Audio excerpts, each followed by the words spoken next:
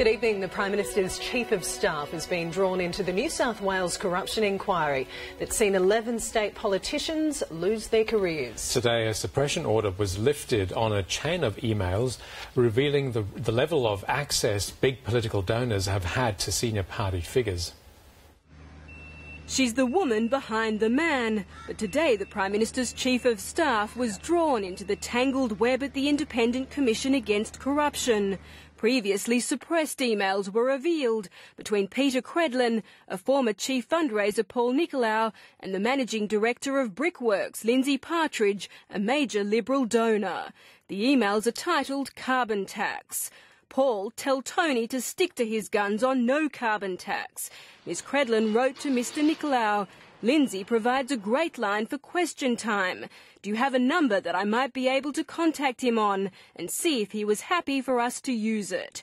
The Brickworks boss wrote back, under a carbon tax regime, many products including cement production will move offshore.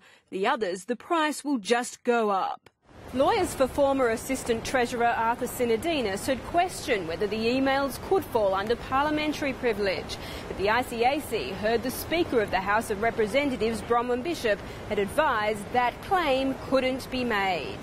Just months after the emails were sent, the then opposition leader toured a Brickworks factory, spruiking his party's credentials. This is typical of the small and medium-sized businesses which are going to be damaged by the carbon tax. The ICAC has heard that Brickworks used a Canberra-based front organisation to allegedly filter donations to the New South Wales Liberals campaign.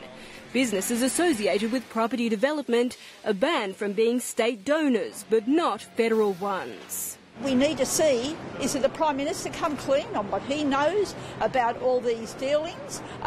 He needs to instruct his Chief of Staff to come clean and move quickly for electoral funding reform. Today, the ICAC grilled more former lobbyists and party executives about what they knew. What we need, and we need now, is uniform legislation of the toughest kind across the country that provides for transparency and immediate disclosure of donations. Among the Commission's final witnesses will be the former Premier Barry O'Farrell and Senator Arthur Sinodinos. Marion, Ives, SBS World News. The Federal Education Minister,